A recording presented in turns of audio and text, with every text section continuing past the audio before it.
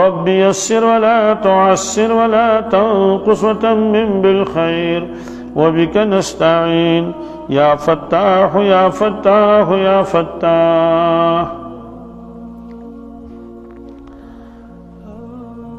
قرآن پاک کا جو آخری سپارہ ہے جسے عما یتساءلون کہتے ہیں، اور مختصر لفظوں میں پارہ اس کو کہتے ہیں، اسی کے ایک سورت میں نے آپ حضرات کے سامنے تلاوت کی۔ چھوٹی سی سورت ہے، زیادہ بڑی سورت نہیں ہے، سورہ 3 پارے میں کل 37 صورتیں ہیں، اور ہر صورت میں ایک ایک رکوع ہے، سوائے پہلی 2 صورتوں کے، ایک کو سورہ نبا کہتے ہیں اور دوسرے کو سورہ نازعات۔ ان 2 صورتوں میں 2 رکوع ہیں۔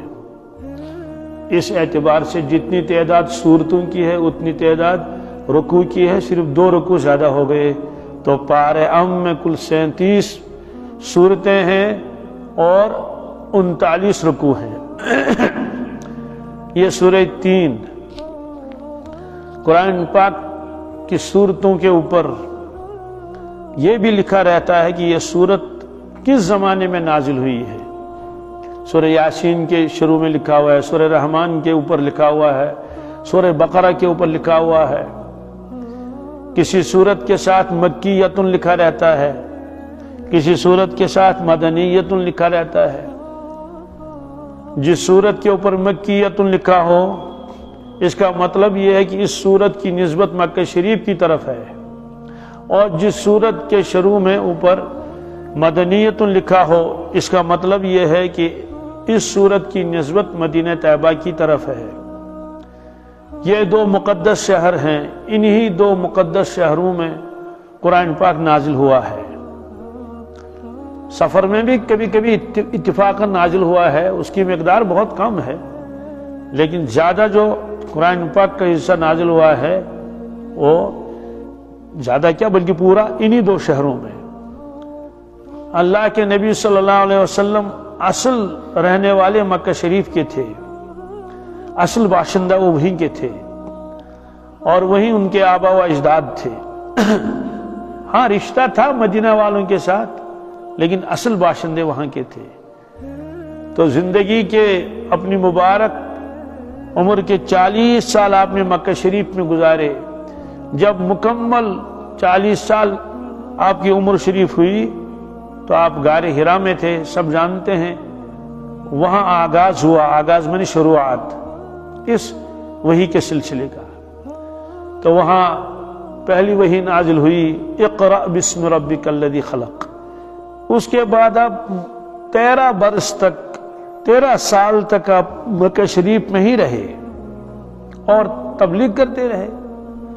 مشکلات بھی آئی اس میں اور تکلیفیں بھی بہت اٹھائی، خود انہوں نے بھی تکلیف اٹھائی، اور جن جن لوگوں نے ان کا ساتھ دیا انہوں نے بھی تکلیفیں اٹھائی بہت زیادہ، جس کا ہم اندازہ نہیں لگا سکتے۔ وعظ و تبلیغ کے سلسلے میں بھی بہت بڑی رکاوٹیں ڈالتے تھے۔ آج ہم کہیں جاتے ہیں بیان کرنے کے لیے، چاہے جمعہ کا بیان ہو یا جمعہ کے علاوہ مغرب سے لے کر عشاء تک کسی جگہ بیان ہوتا ہے، یا کہیں جلسہ ہوتا ہے، مدرسے کا جلتا ہے، یا اور کہیں اجتماع ہوتا ہے، تو لوگ انتظار میں ہوتے ہیں۔ ہر جگہ ایسا ہی ہے، اور انتظامات ہوتے ہیں، مائک کا انتظامات، سننے والے پہلے حاضر ہوتے ہیں، مسجدیں بھری رہتی ہیں۔ وہاں یہ نہیں تھا، وہاں کیا تھا؟ جس جگہ اللہ کے نبی صلی اللہ علیہ وسلم بیان کرنا شروع کرتے تھے لوگ کھڑے ہو کے شور مچاتے تھے، حضرت کو بیان نہیں کرنے دیتے تھے۔ یہ قرآن پاک میں ہے، وَقَالَ الَّذِينَ كَفَرُوا لَا تَسْمَعُوا لِهَذَا الْقُرْآنِ وَالْغَوْا فِيهِ لَعَلَّكُمْ تَغْلِبُونَ۔ وہ جو بڑے بڑے لوگ تھے، حاکم سردار قسم کے لوگ، بڑے مالدار، تو وہ اپنے جوانوں کو کہتے تھے کہ یہ صاحب جہاں بھی بیان کرے گا آپ فوراً کھڑے ہو جانا، تاکہ یہ بیان نہ کر سکے. ایسا ہی ہوتا تھا. لعلکم تغلبون، تاکہ تم غالب آ جاؤ گے، اور یہ صاحب تنگ آ کر اس سلسلے کو چھوڑ دیں گے، بھئی میرے بس کی بات نہیں ہے. اس لیے وہ یہ کرتے تھے، نہ خود سنتے تھے نہ دوسروں کو سننے کا موقع دیتے تھے. اسی سلسلے میں آخر میں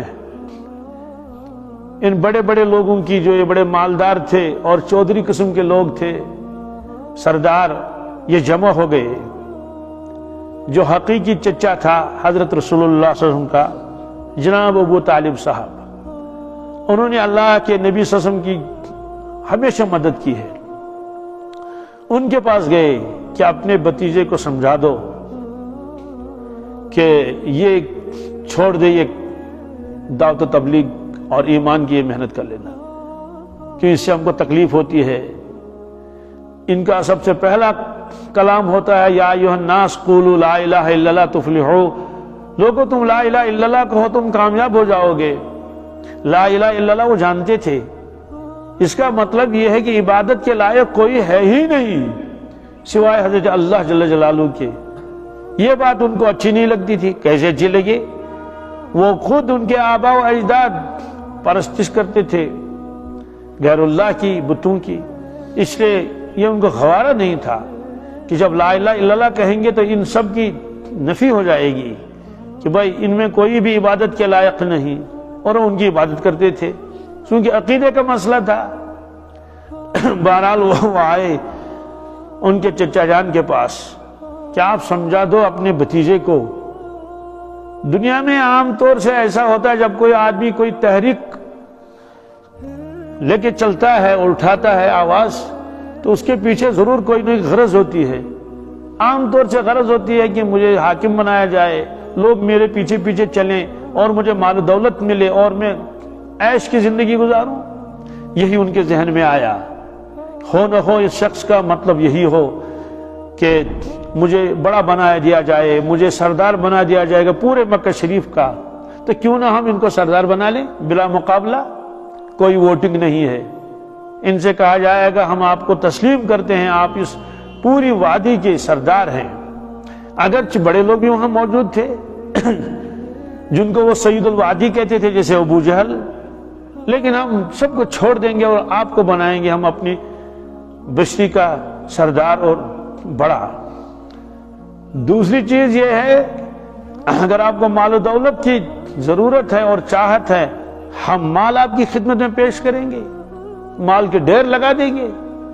اور اگر آپ نکاح کرنا چاہتے ہیں کسی خاتون کے ساتھ، تو جہاں آپ کو رشتہ پسند ہو ہم فوراً وہ رشتہ کر لیں گے. ہر شخص اس کو قبول کر لے گا. جہاں بھی آپ کہیں گے میں فلان جگہ نکاح کرنا چاہتا ہوں، تو کوئی بھی ہو وہ فوراً کہے گا ٹھیک ہے ہمیں یہ منظور ہے. یہ ان کے ذہن میں تھا. اس وقت ایک ہی نکاح تھا، حضرت خدیجہ الکبریٰ رضی اللہ تعالی عنہا. یہ انہوں نے بتا دیا. حضور پاس بھی موجود ہیں. آپ نے فرمایا قریش سے کہ آپ اپنی بات ختم کر چکے؟ انہوں نے کہا ہاں. کہا سنو، سردار بنانا اور میری خدمت میں پیسے جمع کر کے لانا، مال مجھے دے دینا، مال و دولت، اور کہیں نکاح کر لوں، یہ تو ساری چھوٹی چھوٹی چیزیں ہیں میرے نزدیک. ان کی کوئی حیثیت نہیں ہے کہ آپ مجھے سردار بنا لو. یہ کیا چیز ہے؟ اگر بالفرض آپ سب مل جل کر سورج کو لاؤ گے آسمان سے اور اس کو میرے دائیں ہاتھ پہ رکھو گے، اور پھر چاند کو بھی لاؤ گے اس کو میرے بائیں ہاتھ پر رکھو گے، اتنا کمال کر کے دکھاؤ گے، میں تب بھی اس کلمے کی دعوت کو چھوڑوں گا نہیں. تب جا کے ان کو تسلی ہوئی کہ یہ شخص باز آنے والا نہیں ہے. اتنا ڈرایا، اس کو دمکایا بھی، اب لالچ بھی دے دی اور بڑی بڑی چیزیں اس کی خدمت میں پیش کی. یہ شخص تو ماننے کے لیے تیار نہیں ہے. پھر آخر میں انہوں نے کہا کہ بھئی اب ایک ہی علاج ہے کہ یک بار کی اس پر حملہ کیا جائے، ایک دو آدمی نہ کریں، کیونکہ بنو ہاشم سے کون لڑے پھر. لیکن جب ہر قبیلے کا ایک ایک شخص آئے گا، جوان آئے گا، اور وہ بھی ہم رات کے اندھیرے میں اس پر حملہ کریں گے، تو کس کو پکڑیں گے؟ کام تمام ہو جائے گا، پھر دیکھا جائے گا، پھر راضی ہو جائیں گے، اونٹ دے دیں گے ان کے بدلے میں. 200 مانگے 300 مانگے کچھ بھی معاملہ ختم ہو جائے گا، کیونکہ اصل تو یہی ہے۔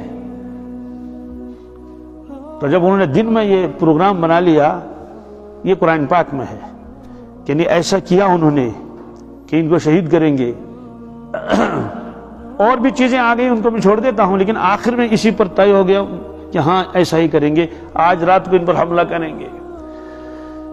تو جبریل امین علیہ السلام حاضر خدمت ہوئے اور سارا واقعہ سنایا کہ آج آپ کے خلاف کیا کیا مشورے ہوئے ہیں، اور یہ آج اس کو کریں گے، اس عملی شکل اس کو دے دیں گے آج۔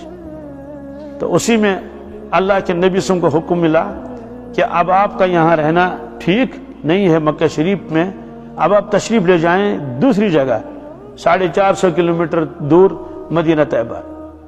پھر اسی رات میں وہ واقعہ پیش آیا، آپ چلے گئے مدینہ طیبہ۔ اس کو ہجرت کہتے ہیں۔ ہجرت کا مطلب یہ ہے اللہ کے حکم سے اپنے وطن کو چھوڑ کر دوسری جگہ جانا، مال دولت کے لیے نہیں بلکہ صرف دین کے لیے، اللہ کے لیے۔ تو اب یہ جو 13 برس آپ نے گزارے مکہ شریف میں، ان 13 برسوں میں قرآن پاک نازل ہوتا رہا اور آپ لوگوں کو قرآن پاک سناتے تھے۔ قرآن پاک نے بھی فرمایا کہ فَذَكِّرْ بِالْقُرْآنِ مَنْ يَخَافُ وَعِيدٍ، آپ قرآن پاک کے ذریعے سے لوگوں کو ڈراؤ کہ میدان محشر قائم ہونے والا ہے اور دوزخ میں آگ ہے اور پولیس صراط پر پار کرنا، یہ ساری چیزیں جو ڈرے۔ تو آپ قرآن پاک زیادہ سناتے تھے، اسی لیے انہوں نے کہا لا تسمعوا لهذا القرآن، انصاف کی زبان مبارک سے یہ قرآن پاک یہ مت سنو بلکہ شور کرو تاکہ آپ غالب آ جاؤ گے۔ ان 13 برسوں میں قرآن پاک نازل ہوا، پھر آپ تشریف لے گئے مدینہ طیبہ، وہاں 10 سال آپ نے گزارے، تو 10 سال تک بھی قرآن پاک نازل ہوتا رہا، کیونکہ قرآن پاک کتاب کی شکل میں نازل نہیں ہوا۔ یہ بھی وہ لوگ اشکال کرتے تھے، یہود بھی اشکال کرتے تھے کہ جناب ہمارے نبی کو تو تورات ایک ہی دن میں مل گئی، 40 دن انہوں نے اعتکاف فرمایا موسیٰ علیہ السلام نے جبل طور پر، 40 دن ختم ہو گئے تو اللہ تعالیٰ نے فرمایا یہ تورات ہے، تو ایک ساتھ لکھ کے اللہ نے دے دی۔ جیسے کوئی آدمی کتاب لکھتا ہے پھر اس کو شائع کرتا ہے تو پھر تقسیم کرتا ہے، بھئی یہ کتاب آپ لے لو، یہ کتاب آپ لے لو۔ تو اللہ تبارک تعالیٰ کو کیا ضرورت تھی کہ تھوڑا تھوڑا کر کے نازل فرمائے؟ کیا اللہ کو اتنی قدرت نہیں ہے ایک ساتھ وہ آپ کو کتاب دیتے؟ جیسے پہلے کتابیں ایسے ہی آئی ہیں، تو تورات ایک ساتھ ملی، 40 دن مکمل ہو گئے، یہ تورات ہے۔ عیسیٰ علیہ السلام کو انجیل ملی ایک ساتھ، یہ انجیل ہے لے لو۔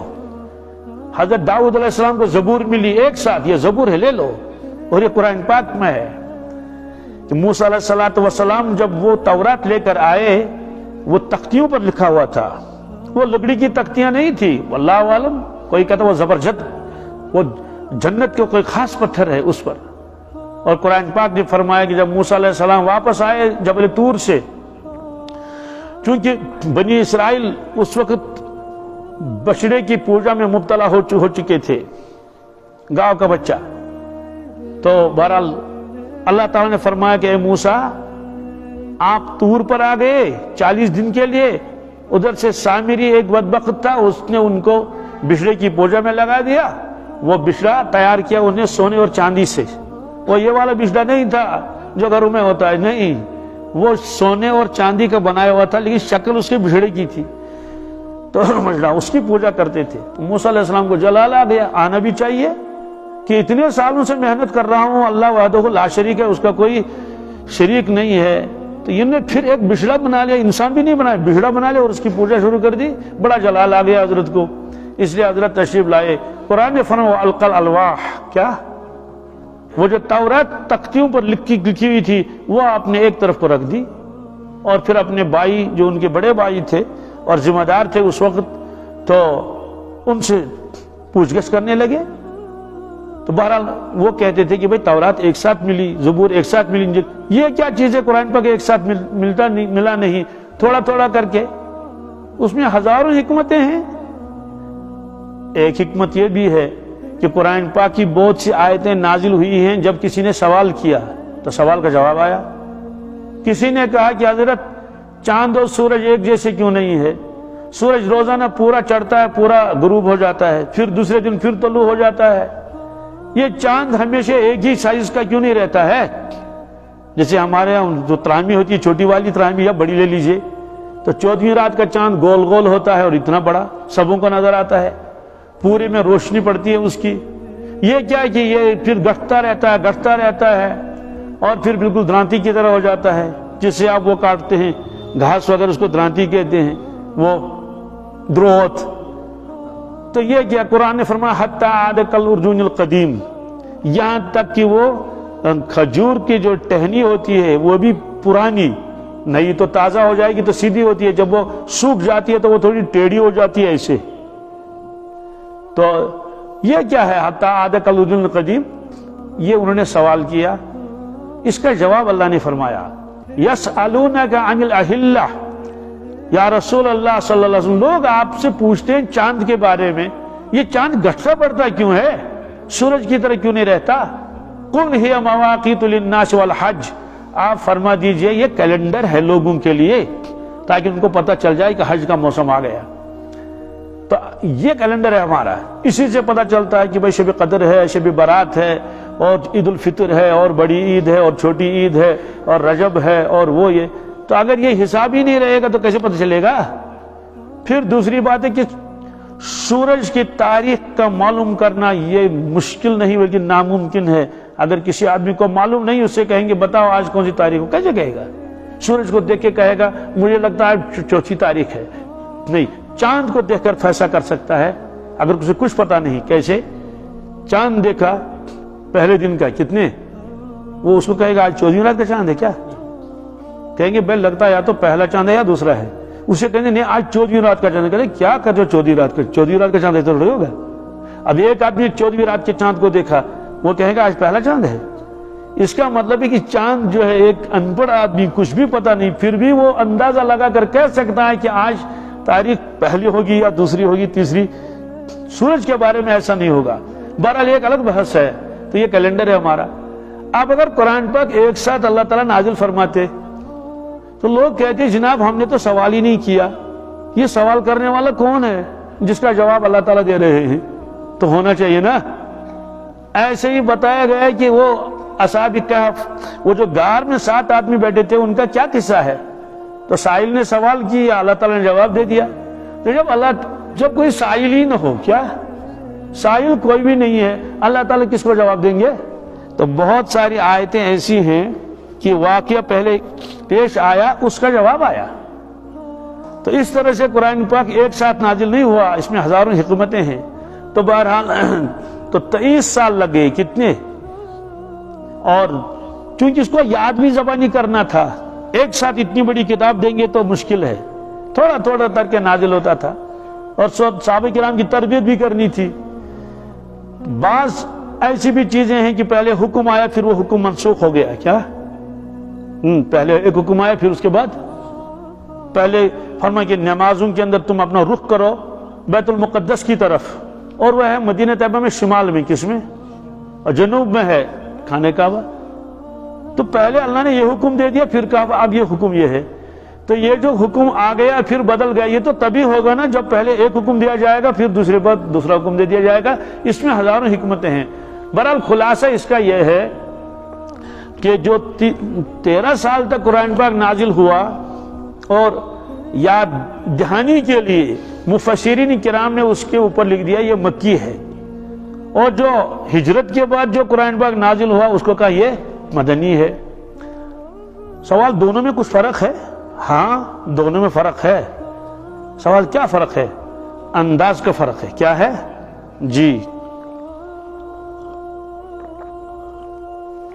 الحمدللہ۔ مکہ شریف میں مسائل نہیں بتانے تھے، مکہ شریف میں عقیدہ بتانا تھا۔ کیا؟ سب سے پہلا عقیدہ ان کو یہ بتانا تھا اللہ وحدہ لا شریک ہے۔ وہ اس کو مانتے نہیں تھے، اس لیے اللہ تعالیٰ اس کے دلائل دیتے تھے کہ میں وحدہ لا شریک ہوں یا نہیں۔ اللہ کے بھی فرماتے تھے یہ زمین آسمان میں نے بنایا، ہے کوئی دوسرا؟ امن خلق السماوات والارض، کہ جس نے آسمان اور زمین بنائے ہو، جس نے انسانوں کو بنایا، ہے کوئی دوسرا؟ افرأیتم الماء الذی تشربون اانتم انزلتموہ من المزن من المنزلون، لوگو یہ جو تم پانی پیتے ہو تم اتارتے ہو اس کو یا ہم اتارتے بادلوں سے؟ تو ایسا انداز ہے قرآن پاک میں۔ اللہ کیوں بتانا تھا کہ بھئی تم مانو وحدہ لا شریک۔ تو جن کو اللہ نے نصیب عطا فرمایا تھا وہ بات سمجھ گئی۔ وہ بات تو ایک تو توحید کا بیان ہے مکی آیتوں میں، مکی صورتوں میں، کہ اللہ کو مانو وحدہ لا شریک، اور دوسرا ہے رسالت کا بیان۔ کس کا؟ کہ رسول کو مانو، حضرت رسول اللہ صلی اللہ علیہ وسلم کو رسول مانو۔ کیوں؟ ان کے ذہن میں تھا اگر کوئی رسول ہوگا تو وہ تو پتہ نہیں کیسا ہوگا، وہ نہ کھاتا ہوگا نہ پیتا ہوگا نہ کچھ ہوگا، الگ تھلگ زندگی گزارے گا، اس لیے ان کو اشکال ہوتا تھا ما لہذا الرسول یاکل الطعام ویمشی فی الاسواق، یہ کیسا نبی اللہ نے بھیجا، یہ طعام بھی کرتا ہے، یہ کھانا بھی تناول فرماتا ہے، ویمشی فی الاسواق، اور بازار بھی جاتا ہے سودا لانے کے لیے۔ اگر یہ نبی ہوتا تو سب سے پہلی بات یہ کہ اس کو کھانے پینے کی ضرورت نہیں ہوتی، یہ کھانا کھاتا پیتا کچھ بھی نہیں، لیکن یہ کھاتا پیتا ہماری طرح ہے۔ دوسری بات ہے کہ اگر نبی ہے اور یہ بہت بڑا اللہ کی جانب سے ایک ذمہ داری ہے، ایک عہدہ ہے نبوت کا، تو اس کے دائیں بائیں فرشتے ہوتے، جہاں جا رہے ہیں تو جیسے بادشاہوں کے ساتھ ہوتے ہیں، خدام اور غلام کہتے ہیں ہٹو بچو، ہٹو بچو، جگہ چھوڑو، کوئی بھی نہیں آتا ان کے پاس ہٹو بچو کرنے کے لیے، اور چھوٹے چھوٹے کام بھی خود کرتا ہے، آٹا خود لاتا ہے بازار سے، صرف اپنا نہیں ہمسایوں کا آٹا بھی لاتا ہے۔ اور دیکھا کہ کوئی بوجھ والا آدمی جا رہا ہے اور اس کو بھاری ہو گیا ہے تو اس کا بوجھ بھی اٹھاتے ہیں۔ تو کیا بادشاہ ایسا کام کرتا ہے کہ آٹا خود لائے اور دوسری چیزیں خود لائے، بازار سے گندم خود لائے؟ اور خاد یہ کہ یہ تو بکری کا دودھ بھی دھو لیتے ہیں، بکری سے دودھ لیتے ہیں، تو کیا کوئی بادشاہ اور وزیر آج تک آپ نے دیکھا ہے جو بکری کا دودھ دھو لے، بکری سے دودھ لے لے، اونٹنی سے دودھ لے لے؟ یہ چھوٹے چھوٹے کام کرتا ہے، یہ ہماری سمجھ میں نہیں آتا ہے۔ اور بوڑھیا کا قصہ تو بہت مشہور ہے، اس کا کوئی نہیں تھا اس لیے خود ہی اس کو جنگل جانا پڑتا تھا، جنگل سے لکڑیوں کا گٹھا لے کر آئی، راستے میں مل گئی رسول اللہ صلی اللہ علیہ وسلم۔ آپ نے دیکھا کہ یہ بوڑھی عورت ہے، پسینے میں شرابور ہو رہی ہے، ادھر سے عرب کی دھوپ، اللہ، پھر اوپر سے لکڑیوں کا گٹھا، اور یہ کمزور ہے، ناتوان ہے۔ تو حضرت نے اس سے کہا کہ اماں یہ مجھے دے دو۔ تو انہوں نے کہا ٹھیک ہے۔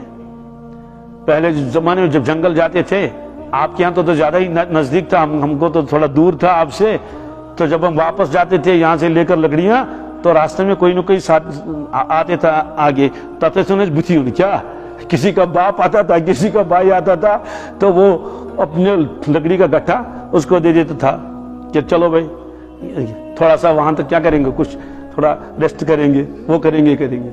تو اس طرح سے وہ تو حضرت نے اس کا جو بوجھ تھا اٹھا لیا اپنے کندھوں پر، دوش مبارک پر، لکڑیوں کا گٹھا۔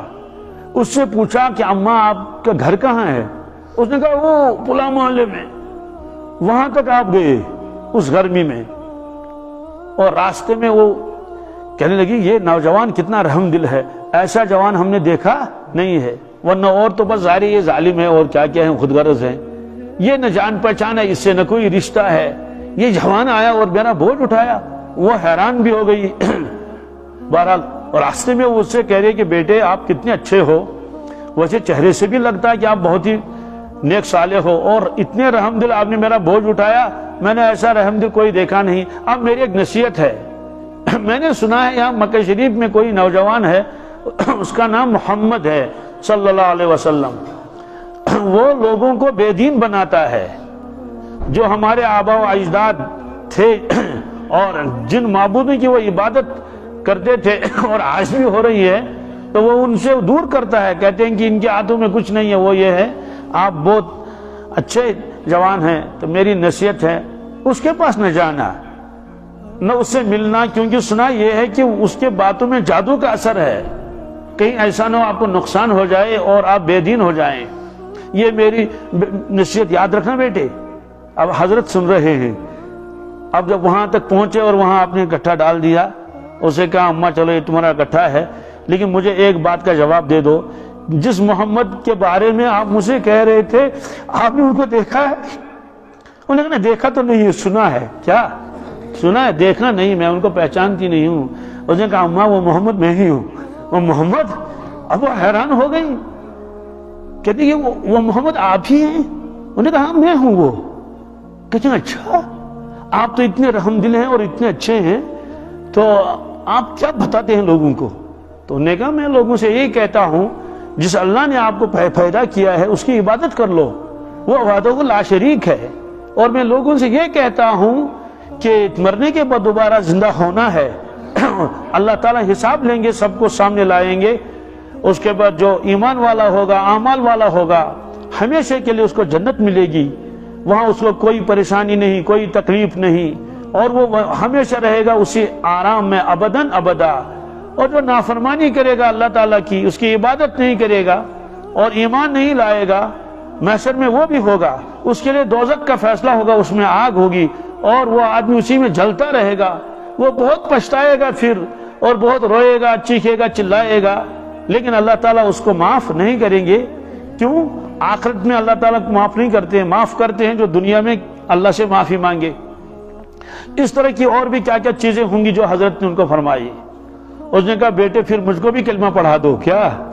تو اس بھوڑیا کو اللہ کے نبی نے کلمہ پڑھا دیا۔ اب لوگ کہتے تھے یہ تو لوگوں کے بوجھ بھی اٹھاتا تھا، اصل میں وہ سمجھتے تھے کہ رسول بادشاہ ہوتا ہے کیا؟ وہ تو بادشاہ تو تھے ہی، وہ دونوں عالم کے بادشاہ، بلکہ حقیقی بادشاہ تو وہی ہیں۔ حضرت ملا جامی علیہ نے فرمایا کہ محمد بادشاہ ہے حقیقی، ہما بادشاہ ہیں غلام محمد، کہ حقیقی بادشاہ تو ایک ہی ہے، حقیقی شہنشاہ تو ایک ہی ہے، وہ محمد صلی اللہ علیہ وسلم ہے، باقی سارے بادشاہ وہ تو ان کے غلام ہیں، اور باقی لوگوں کی بادشاہ چند سالوں کی ہوتی ہے، کسی کو 5 سال بادشاہت ملی، کسی کو 7 سال ملی، کسی کو 10 سال تک کے لیے ملی، مر گیا چلا گیا، یا لوگوں نے کہا کہ نہیں ہمیں آپ منظور نہیں، ہمیں دوسرا منظور ہے، تو ابھی زندہ ہی ہے تو بادشاہ چلی گئی۔ لیکن وہ ایسے بادشاہ ہیں، وہ ازل سے لے کر ابد تک اکیلے وہی بادشاہ ہیں، یہ پتہ چلے گا مرنے کے بعد۔ تو لوگوں کے ذہنوں میں تھا کہ جو رسول ہوتا ہے وہ بادشاہ ہوتا ہے، وہ کوئی کام اپنے ہاتھ سے نہیں کرتا ہے، بلکہ صرف وہ حکم دیتا ہے، وہ کرو اور یہ کرو اور وہ کرو اور یہ کرو۔ یہاں تو معاملہ ہی الٹا ہے، یہ جو لوگوں سے کہتے ہیں خود کر کے دکھاتے ہیں۔ مسجد نبوی تعمیر کر لی، خود پتھر اٹھاتے تھے رسول اللہ صلی اللہ علیہ وسلم، چھوٹے چھوٹے کام کرتے تھے، گھر میں جھاڑو بھی لگاتے تھے۔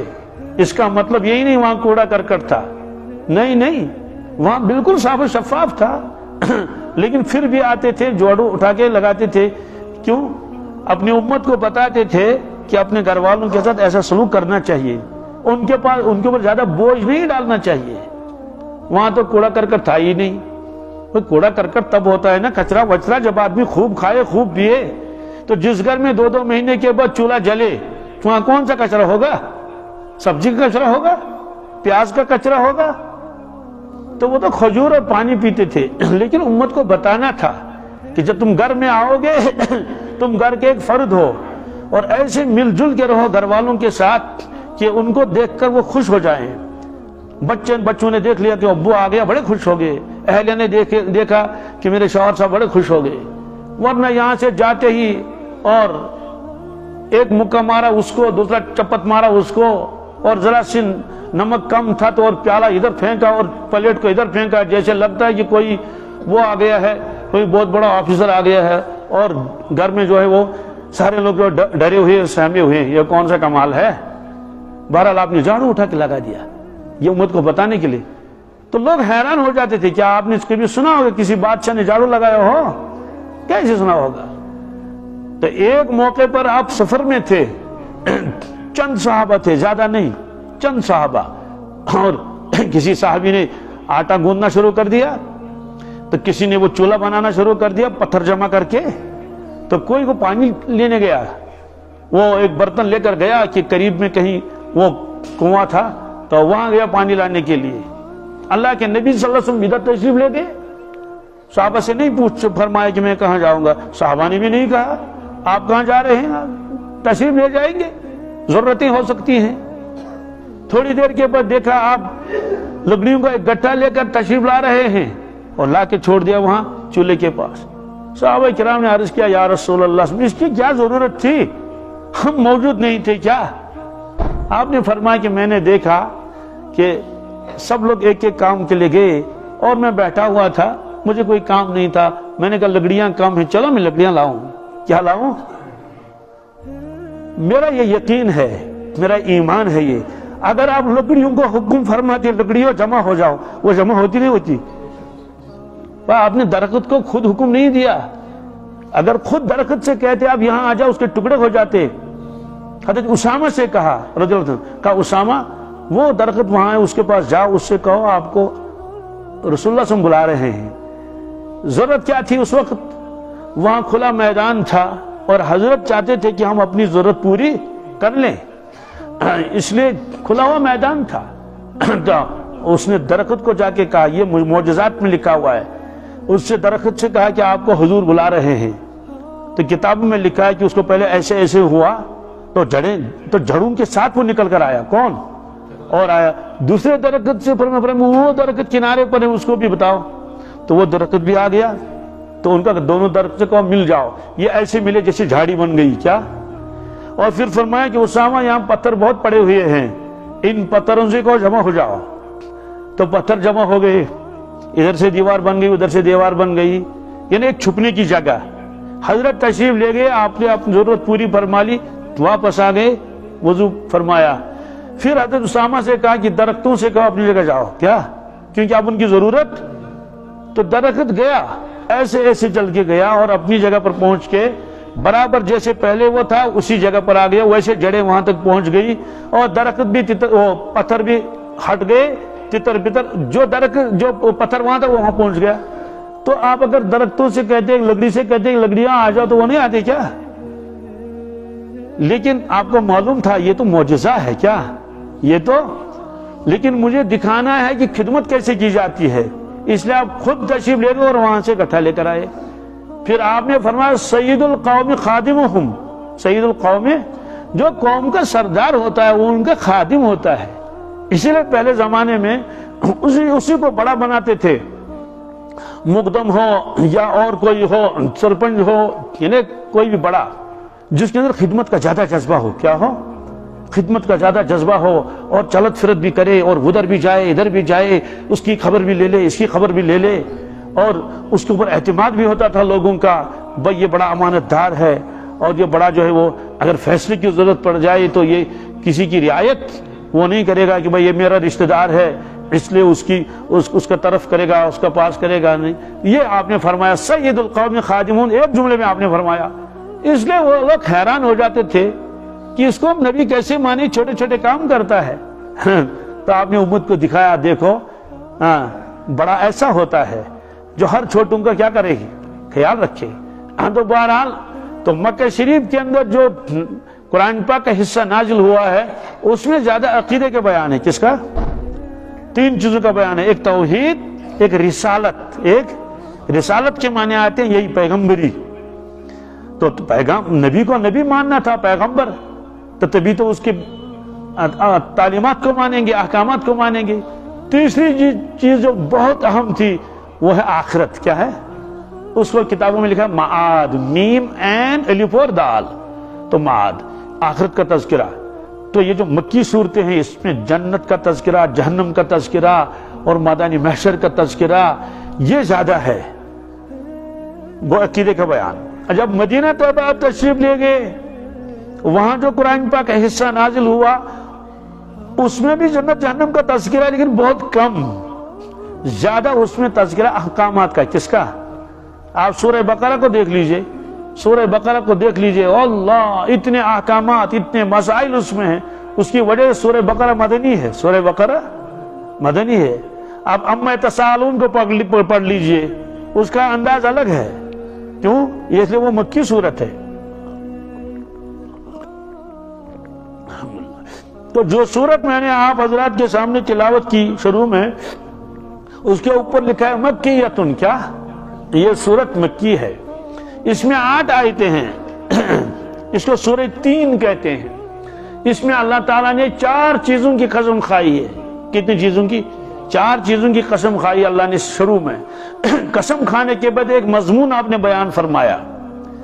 اللہ تعالیٰ جب قسم کھاتے ہیں قرآن پاک میں، اس قسم کھانے کے بعد اس کو جواب قسم کہتے ہیں.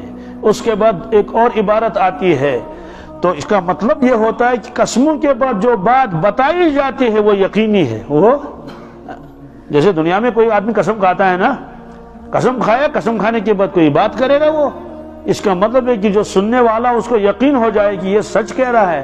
تو اللہ تعالیٰ نے قسم کھائی 4 چیزوں کی. والتین والزیتون، قسم انجیر کی، قسم زیتون کی. وطور سینین، قسم طور سینا کی، جبل طور کی، کوہ طور کی، وادی سینا کی. وہذا البلد الامین، اور قسم اس امن والے شہر کی، یعنی مکہ شریف کی. اور حاضر البلد الامین اس لیے کہا کہ اس وقت وہی تشریف فرماتے رسول اللہ صلی اللہ علیہ وسلم. یہ 4 قسمیں ہیں. سوال کیا ہم بھی قسم کھا سکتے ہیں اللہ کے علاوہ اور کسی کی؟ ہمیں اجازت نہیں. کیا جی، اسے جو لوگ ماں کی قسم کھاتے ہیں، باپ کی قسم کھاتے ہیں، کاشر پر ہونا کوٹھی دری کمیچ اور جنس گاسیج دری، یہ قسم فضول ہے. اللہ تعالیٰ کے علاوہ کسی کی قسم کھانے کی اجازت نہیں ہے. اور قرآن کی قسم بھی نہیں کھا سکتے. قرآن کی قسم میں نے ایسا کیا ویسا کیا وہ کروں گا. ہاں، اگر قرآن کی قسم کھا لی کسی نے تو قسم منعقد ہو جائے گی. قسم منعقد، اب اس کو پورا کرنا پڑے گا. جس نے کہا اللہ کی قرآن پاک کی قسم میں فلاں کام کروں گا تو کرنا پڑے گا، نہیں کرے گا قسم ٹوٹ جائے گی. اگرچہ قرآن کی قسم کھانی نہیں چاہیے. تو بہرحال ہاں، پھر قسم کہاں کھائیں؟ جہاں ضرورت ہو، جہاں شریعت بتائی سے قسم لے لو. قسم کہاں لی جاتی ہے؟ ایک آدمی دعویٰ کرتا ہے کسی دوسرے کے آدمی کے کسی چیز پر، کہتے ہیں کہ یہ گھوڑا میرا ہے، یہ گھوڑا میرا ہے، یہ گائے میری ہے، یہ درخت میرا ہے. تو اس سے قاضی پوچھے گا تم ثبوت پیش کر لو. کیا کر لو؟ گواہ پیش کر لو جو گواہی دے دیں گے ہاں واقعی یہ زمین کا ٹکڑا تمہارا ہے، واقعی یہ درخت تمہارا ہے، واقعی یہ چیز تمہاری ہے. وہ ثبوت پیش کرے گا، سچے ثبوت اس نے پیش کر، سچے گواہ، تو قاضی فیصلہ کرے گا بھائی یہ چیز کی ہے لے لو. لیکن اگر وہ کہے گا میرے پاس گواہ ہے ہی نہیں، میرے پاس گواہ، ہر چیز کا گواہ تھوڑے ہوتا ہے، کہاں تک گواہوں کو ڈھونڈتا پھرے گا. تو اب سوال یہ ہے کہ یہ اس کے پاس گواہ نہیں ہے، دعویٰ تو کر رہا ہے، چیز دوسرے کے پاس ہے، چیز تو اس کو مدعا علیہ کہتے ہیں. جو دعویٰ کرے اس کو مدعی کہتے ہیں. کیا؟ اور جو جس کے خلاف دعویٰ کیا ہے اس کو مدعا علیہ کہتے ہیں. تو ارشاد فرمایا رسول اللہ صلی اللہ علیہ وسلم نے، فرمایا البینۃ علی المدعی، جو آدمی کسی چیز کا دعویٰ کرے گا گواہ اس کے ذمہ ہے، ثبوت اس کے ذمہ ہے. والیمین علی من انکر، اور جس کے اوپر وہ کیس کیا مدعا علیہ اس کے پاس بھی تو گواہ نہیں ہوں گے نا. اور اگر وہ اسے کہیں گے تم قسم کھا لو، کیا کھا لو؟ قسم کھا لو یہ چیز میری ہے، چونکہ اس کے پاس بھی گواہ نہیں ہے اور اس کے پاس بھی کوئی نہیں ہے، یا ممکن ہے اس کے پاس ہو، لیکن اصول یہی بنایا کہ والیمین علی من انکر. دوسری روایت میں والیمین علی المدعی علیہ، اسے قسم لے لی جائے گی، چلو قسم کر لو. اس کے پھر اصول ہیں کس طرح سے قسم لے لی جائے گی. اگر وہ قسم کھانے سے رک گیا، کیا اس کا مطلب ہے کہ دال میں کچھ کالا ہے، یہ کیوں نہیں قسم کھاتا ہے؟ ڈرتا ہے. تو پھر چیز اس کے حوالے کر دی جائے گی جس نے دعویٰ کیا ہے کہ اس کا دعویٰ صحیح ہے، اس کا دعویٰ یہ قسم سے کتراتا ہے. اور اگر اس نے قسم کھا لی جھوٹی سچی، اس کا ذمہ دار تو وہ ہے، تو اس سے چیز چھینی نہیں جائے گی. کیوں؟ اصل تو قبضہ ہے. بہرحال ہر وقت قسم کھا لے اس کی اجازت نہیں ہے. حدیث میں جو آدمی بہت قسمیں کھاتا ہے اور سچی قسمیں کھاتا ہے، کیا سچی قسمیں کھاتا ہے، اور وہ ہے دکاندار، وہ باپاری ہے، تو وہ قسم کھاتا ہے بار بار، کہتے ہیں کہ اللہ کی قسم یہ چیز 500 کی ملی ہے، آپ سے میں 550 لے رہا ہوں.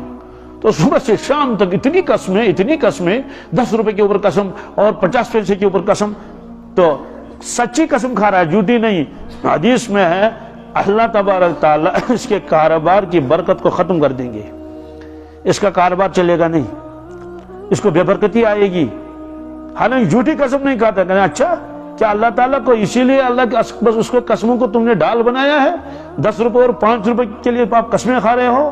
وَلَا تَجْعَلُوا اللَّهَ عُرْضَةً لِعَيْمَانِكُمْ، فرماتے ہیں اپنے قسموں اللہ کو نشانہ مت بنا اپنے قسموں کا، قسمیں کھا کھا کر تم اپنا کام نکالتے ہو، فرمایا کس کی اجازت نہیں ہے۔ بہرحال لیکن اللہ تعالیٰ کو اختیار ہے، اللہ تعالیٰ قسم کھا سکتے ہیں۔ عام طور سے اللہ تعالیٰ قسم کھا لیتا ہے اس چیز کی جو اللہ کے نزدیک بہت ہی اعلیٰ درجے کی چیز ہو، قیمتی چیز ہو، محترم بشان ہو، یا یہ کہ جو اللہ کے نزدیک محبوب ہو۔ کیا ہو؟ تو محبوب کی بھی قسم کھاتا ہے، اس چیز کی قسم کھاتا ہے جو زبردست اللہ کے نزدیک بہت ہی اہم ہو اور ضروری ہو، یا اس چیز کی اللہ قسم کھاتا ہے جس کا نفع عام ہو، جس کا نفع سبوں کو نفع عام ہے۔ جیسے اللہ تعالیٰ نے فرمایا وَالشَّمْسِ وَضُحَاهَا، قسم ہے سورج کی، وَالْقَمَرِ إِذَا تَلَاهَا، قسم ہے چاند کی۔ بتائیے سورج اور چاند کا نفع، اس کا فائدہ کس کس کو ہے؟ سبوں کو ہے، کسی خاص لوگوں کو ہے؟ سبوں کو ہے۔ تو اس طرح سے لا اقسم بهذا البلد، قسم ہے مکہ شریف کی، یہ عظمت والا شہر ہے۔ لا اقسم بیوم القیامہ، قسم ہے قیامت کے دن کی، وہ ضرور آئے گی چونکہ بہت عظیم دن ہے۔ اللہ، ایسا دن کہیں نہیں آیا ہے کائنات میں، سارے لوگ ایک ساتھ اکٹھے ہیں، ایک ہی میدان میں ہیں، جو گزر چکے وہ بھی وہاں ہوں گے، جو زندہ ہے یہ بھی، جو ابھی آئے نہیں دنیا میں، یہ سب لوگ ایک ساتھ اکٹھے ہوں گے اللہ تعالیٰ کے سامنے، اور دن بہت بڑا ہوگا، اس کو کہتے ہیں قیامت کا دن۔ تو قیامت کی قسم بھی اللہ نے کھائی ہے، اور اللہ کے نبی صلی اللہ علیہ وسلم کی قسم بھی کھائی ہے آپ نے۔ لا اقسم بهذا البلد وانت حل بهذا البلد ووالد وما ولد، قسم ہے اس شہر کی، مکہ شریف کی، وانت حل بهذا البلد، یا رسول اللہ صلی اللہ علیہ وسلم آپ تشریف فرمائیں اس شہر میں۔ تو شہر تو ویسے ہی بابرکت ہے، اللہ کا گھر بھی ہے، اور پھر آپ کی وجہ سے تو اس کے اندر اور زیادہ برکتیں آ گئی، کیونکہ وہی کا نزول اسی شہر میں ہوا۔ اس لیے مجھے قسم ہے اس شہر کی، لا اقسم بهذا البلد وانت حل بهذا البلد ووالد وما ولد، قسم ہے باپ کی اور اس کے بیٹے کی۔ یہ نہیں فرمایا اللہ تعالیٰ نے باپ کون ہے یا بیٹا کون ہے، صرف فرمایا قسم ہے باپ کی اور بیٹے کی۔ اللہ تعالیٰ کا کوئی تو باپ نہیں نہ بیٹا ہے، اس کا مطلب اس کا اور کوئی مراد ہوگا۔ اللہ تعالیٰ کا باپ بیٹا تو ہے ہی نہیں، لم یلد ولم یولد، پھر یہ کون باپ ہے اور کون بیٹا ہے؟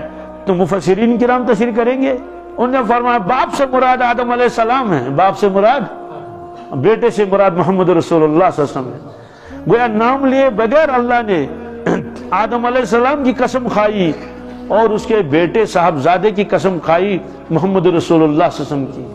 کیوں؟ باپ یہ ابتدا ہے، باپ یہ نبوت کی ابتدا ہے، اور محمد رسول اللہ نبوت کی انتہا ہے۔ تو اس سے معلوم ہوا کہ اللہ کے نبی صلی اللہ علیہ وسلم کے بعد کوئی نبی نہیں آئے گا، کیونکہ اللہ نے قسم کھائی ہے رسول اللہ صلی اللہ علیہ وسلم کی، اور فرمایا وَأَنْتَ حِلٌّ بِهَذَا الْبَلَدِ، آپ اس شہر کے مکین ہیں، رہنے والے یہاں کے ہیں۔ اس سے معلوم ہوا کہ آپ کے بعد کوئی نبی آنے والا نہیں ہے۔ تو ابتدا بھی قسم کھائی، انتہا، یہ دونوں بہت ہی اللہ کے نزدیک عظمت والے ہیں۔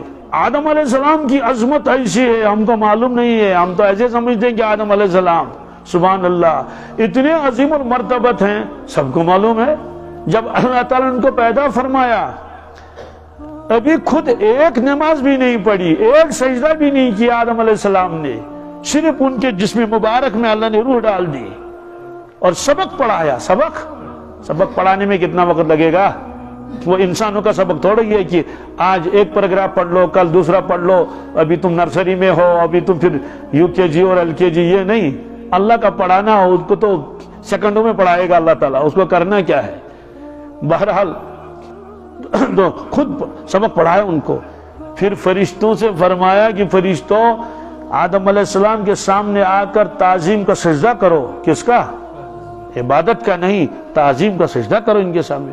تعظیم تو ویسے بھی ہو سکتی تھی، السلام علیکم یا آدم علیہ السلام، یہ بھی تو تعظیم ہے نا، اٹھ کے مصافحہ کر لیتے سارے فرشتے ایک ایک کر کے، یا گلے لگاتے ان کو، یا حضرت کی پیشانی مبارک کو چومتے، تو یہ بھی تو اکرام احترام ہے نا۔ فرمایا کہ نہیں، ان کے سامنے سجدہ کر لو، ان کے سامنے۔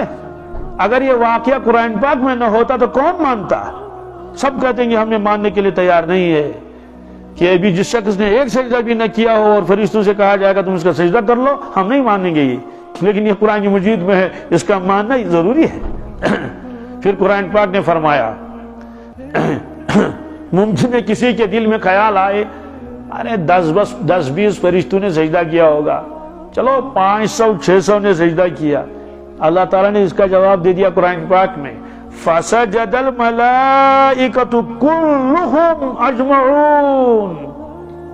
فَسَجَدَ الْمَلَائِكَةُ كُلُّهُمْ، ہم کشمیری زبان میں کہتے ہیں شوڑ اے کلہم، کیا ہے کلہم؟ یہ تاکید کے لیے نہیں، ایک بھی غرض یہ نہیں رہا، ایک بھی باقی نہیں ہے، سارے کے سارے آ گئے۔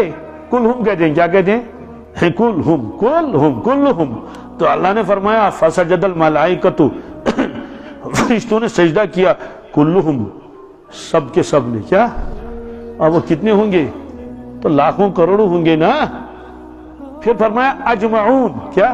یہ دوسرے سوال کا جواب ہے کہ ہو سکتا ہے کہ کچھ فرشتوں نے صبح کو سجدہ کیا ہوگا، کچھ نے شام کو کیا ہوگا، کچھ نے دوسرے دن کیا ہوگا، کیا تو سب نے، لیکن باری باری، کیا 1000 10,000 لاکھ، کیا؟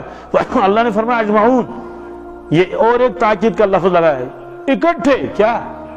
ایک ساتھ۔ اب اندازہ لگائیے کہ ایک ساتھ اتنے فرشتے جو نور سے بنے ہوئے ہیں اور جنہوں نے ہزاروں سال عبادت کی اللہ کی، ان سے کہا جا رہا ہے کہ تم سجدہ کرو آدم علیہ السلام کو۔ انی عالم ما لا تعلمون، فرشتوں میں وہ جانتا ہوں جو تم نہیں جانتے۔ یہ آدم علیہ السلام کتنی اونچی ہستی ہے، کسی فرشتے کو یہ نہیں فرمایا کہ یہ میرا خلیفہ ہے، یہ میرا قائم مقام ہے۔ خلیفہ مانے نائب، کیا؟ نائب ہوتا ہے نا، جیسے کہتے ہیں یہ شیش نائبی تحصیلدار، کیا؟ تو تحصیلدار کے بعد اس کا نمبر آتا ہے، نائب اسے کہتے ہیں جی۔ تو کہیں ناظم ہوتا تو نائب ناظم ہے یہ۔ اللہ تعالیٰ نے فرمایا فرشتوں سے یہ میرا نائب ہے۔ کون؟ یہ میرا خلیفہ ہے۔ انی جائل فی الارض خلیفہ۔ تو اب اس مضمون کو یوں سمجھیجئے کہ جو نائب ہوگا نا، اس کے اندر وہ صفات ہونی چاہیے جو اصل کے اندر ہیں۔ ایک جگہ ایک ڈاکٹر صاحب ہے، وہ گئے عمرے کے لیے، اب اس کی جگہ پور کرنی ہے نا، تو انجینئر صاحب کو وہاں بھیجیں گے، انجینئر صاحب آپ ذرا کلینک میں بیٹھیے کیونکہ وہاں ڈاکٹر صاحب عمرے کو گئے ہیں۔ وہ کہے گا میں کیا کروں، وہاں بیمار آئیں گے، وہاں مجھے کیا کرنا بیماروں کا، میں تو علاج بھی نہیں کر سکتا، میں تو بلڈ پریشر چیک بھی نہیں کر سکوں گا۔ ٹھیک ہے آپ تعلیم یافتہ ہے، لیکن اس فیلڈ کا میں آدمی تو ڈاکٹر ہی لانا پڑے گا۔ اب ایک انجینئر گیا عمرے کے لیے، تو ظاہر سی بات ہے اب اس کی جگہ کسی کو رکھنا ہے نا 1 مہینے کے لیے، تو ڈاکٹر صاحب کو لایا۔ ڈاکٹر صاحب نے کہا میں تو جانتا بھی نہیں ہوں تو کہ کتنا سیمنٹ لگانا ہے اور نقشہ کیسے بنانا ہے اور یہ کتنی گہرائی میں یہ کھودنا ہے، اس کی ڈیپتھ کتنی ہونی چاہیے، وہی میں نہیں جانتا ہوں، نقشہ اور انجینئر کے پاس لے جاؤ۔ تو معلوم ہے کہ انجینئر کہیں گیا اپنا قائم مقام انجینئر ہی ہوگا۔ ایک آدمی لیکچرر ہے، کسی بھی کتاب کو پڑھاتا ہے، انگلش پڑھاتا ہے، تو میتھ والے ٹیچر کو تھوڑے وہاں لائیں گے، انگلش والے کو لائیں گے، اور میتھ والا ٹیچر کہیں گیا تو میتھ والے ہی کو لائیں گے۔ اس کو کہتے ہیں قائم مقام۔ جمعہ کا امام کہیں چلا گیا ہے نا، تب اس کو لائیں گے نا جو جمعہ کے فرائض انجام دے سکے۔ خلاصہ یہ ہے کہ جو آدمی دوسرے کو نائب بنائے گا وہ اپنے علوم اس کو عطا کرتا ہے، کیا علوم اس کو عطا کرتا ہے، اور بقدر ضرورت اس کو قدرت دیتا ہے، بقدر ضرورت جتنا بھی اس کو ضرورت ہو، اور عقل و فراست اور فہم دیتا ہے، اور اختیار بھی دیتا ہے، کیا؟ تو اللہ نے فرمایا یہ میرا قائم مقام ہے۔ اس کا مطلب یہ ہے کہ اللہ قادر ہے، اس کو بھی کچھ قدرت دینی پڑے گی، ہے نا، اختیار دینا پڑے گا اس کو۔ کس کو؟ خلیفے کو۔ اللہ تعالیٰ صاحب علم ہے، خلیفہ بھی صاحب علم ہونا چاہیے۔ اللہ تعالیٰ ارادہ کرتا ہے، یہ خلیفہ بھی ارادہ کرے گا۔ اللہ تعالیٰ سمیع و بصیر ہے، اس کو بھی سننے اور دیکھنے کی طاقت ملنی چاہیے۔ اس لیے فرمایا یہ میرا خلیفہ ہے، انی جاعل فی الارض خلیفہ۔ اور فرشتوں کو نہیں بتایا آپ خلیفہ نہیں بن سکتے، کہ خلیفہ بنے گا تو آدم بنے گا، کون بنے گا؟ اسے فرمایا آؤ اس کو سجدہ کر لو۔ تو اللہ نے خود فرمایا وَعَلَّمَ آدَمَ الْأَسْمَاءَ كُلَّهَا، اللہ تعالیٰ نے ان کو سارا سبق سمجھا دیا۔ پھر امتحان بھی لے لیا، وَيْوَا، فرشتوں کو بھی لایا اور آدم علیہ السلام کو بھی۔ فرشتوں سے کہا اللہ تعالیٰ نے ان سوالات کا جواب دے دو. یہ قرآن پاک میں کس میں جی فرمایا کہ انبئونی باسماء ہؤلاء ان کنتم صادقین. فرشتوں نے جب دیکھا کہ ہمیں یہ علم نہیں ہے انہوں نے کہا قالوا سبحانک لا علم لنا الا ما علمتنا. صاحب کہا کہ حضرت ہم اس سوالوں کا جواب نہیں دے سکتے. سوالوں کا جواب ہمارے پاس یہ علم ہے ہی نہیں. ہمارے پاس اتنا ہی علم ہے جتنا آپ نے ہم کو دے دیا ہے. تو آدم علیہ السلام وہی ہے نا. تو آدم علیہ السلام سے کہا آدم علیہ السلام آپ سوالوں کا جواب دے دو. تو بہرحال آدم علیہ السلام نے سارے سوالات کا جواب دے دیا فرشتوں کے سامنے. فرشتے حیران ہو گئے اس شخص کے پاس علم کتنا ہے. بہرحال تو اللہ تعالیٰ نے فرمایا کہ میں اس کو خلیفہ بنانے والا ہوں. تو رسول اللہ صلی اللہ علیہ وسلم کی قسم بھی کھائی اور کس کی آدم علیہ السلام کی. اب اس میں ایک اور نقطہ ہے وہ ہمیں یاد رکھنا ہے کیونکہ اس صورت کی شرح مجھے ارادہ تھا کچھ بولوں اس کے اوپر قسموں کے بعد کیا اللہ تعالیٰ فرماتے ہیں وہ کسی وقت موقع آئے گا تو بتا دوں گا. لیکن ایک بات ضرور یاد رکھیں کیا نسبت کا خیال رکھیں. کس کا اللہ نسبت خاندان اپنے بڑوں کا خیال رکھنا چاہیے. ہر شخص کو ہمارے میں کس خاندان کا ہوں اور ہمارے بڑے کیسے کیسے تھے اس کا خیال رکھنا ہے نا. تو اگر ہم سے کوئی پوچھے گا کہ آپ کس کی اولاد ہیں کیا یہ ڈارون کا قصہ تھوڑا ہی ہے نعوذ باللہ من ذالک کہ بندر کی دم کٹ گئی ہے نا. لاکھوں بندر جمع ہو جائیں ہزاروں کروڑوں وہ انسان کا مقابلہ کر سکتے ہیں. انسان نے کمپیوٹر بنایا بندروں نے کون سا کمپیوٹر بنایا. انسان نے ہوائی جہاز بنا لیا انسان نے ریلیں بنا لی ہے نا. انسان نے موبائل بنایا بندر کیا بنائے گا بیچارہ. تو دھوکہ لگ گیا چونکہ بندر جو ہے نا اس کو تھوڑا سا انسانوں کی طرح ایسا لگتا ہے کہ بھائی شاید یہ بندر تھا پہلے پھر یوں ہوا. نہیں ہم اولاد آدم ہیں. کیا ہیں اولاد آدم. سائنس والوں نے کہا اس کا جینز الگ ہے اور انسانوں کا جینز تو ملنا چاہیے نا. بہرحال اگر کوئی ہم سے پوچھے آپ کس کی اولاد ہیں ہم جواب دیں گے ہم اولاد ہیں آدم علیہ السلام. تو جو اولاد ہوگا کیا وہ باپ جیسا نہیں ہونا چاہیے. ہونا چاہیے نہیں ہونا چاہیے. باپ کی خصلتیں اس میں آنی چاہیے. جب میں کہیں تعزیت پر جاتا ہوں تو اگر وہاں کسی کے باپ کا انتقال ہوا اب وہاں ان کے بیٹے ہوتے ہیں جن کو ہم تعزیت کرتے ہیں الحمدللہ. تو میری عادت ہے وہاں جیسا موقع ہو 5 منٹ 10 منٹ میں وہاں بات کر لیتا ہوں. پھر دعائے مغفرت بھی کر لیتے ہیں اس کے لیے اور زندوں کو تعزیت ہے اور جو گزر گیا اس کے لیے کیا ہے دعائے مغفرت. تو میں ان کے ساتھ یہ بھی بات کر لیتا ہوں کہ دیکھو آپ کے حاجت صاحب کا انتقال ہوا اب ان کی وراثت ہے اب ان کی زمین بھی ہے جائیداد بھی ہے درخت بھی ہے وغیرہ ذالک. ہر شخص جانتا ہے کہ مجھے اتنا ملے گا. 2 بھائی ہیں تو وہ 2 تقسیم کریں گے 3 بھائی تو 3 بھی بہنوں کو دیں گے یا نہیں دیں گے. بات سمجھ آ گئی. وہ ان کے پر مرضی ہے ان کے رحم کرم پر ہیں معروم بھی کر سکتے ہیں اور اگر خوف اللہ کا خوف ہے تو ان کو دے سکتے ہیں کہ آپ کا حق ہے میں کیوں آپ کا حق دبا لوں گا مجھے اس کے علاوہ بھی اللہ رزق دے گا. بہرحال یہ الگ موضوع ہے. تو خلاصہ یہ ہے کہ جو 3 بیٹے ہوں 4 بیٹے ہوں 2 بیٹے ہوں ان کو معلوم یہ ہے کہ اگر 4 کنال ہے تو مجھے 1 کنال ضرور ملے گا. اگر 8 کنال ہے تو مجھے 2 کنال ضرور ملیں گے.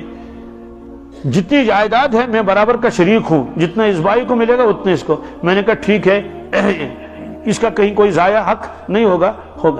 میں نے کہا آپ کے باپ کی وراثت اس کے علاوہ اور بھی تھی. یہ جو آپ نے چیزیں تقسیم کر لی زمین جائیداد کون سی. میں نے کہا آپ کے باپ کے کمالات آپ کے باپ کا علم اور اس کی عبادت اور اس کا تقوی اور اس کی پرہیزگاری کہ وہ تہجد پڑھتا تھا وہ اذان دیتا تھا وہ امامت کے قابل بھی تھا اس کے اندر ساری چیزیں ہیں. میں نے کہا یہ چیزیں کون پکڑے گا آپ میں کیا یہ بھی تو وراثت ہے نا. تو اس وراثت کو کون لینے کے لیے تیار ہے. تو ظاہر سی بات ہے. تو کبھی کبھی میں ان سے وعدہ بھی کراتا ہوں کہ تم وعدہ کر لو.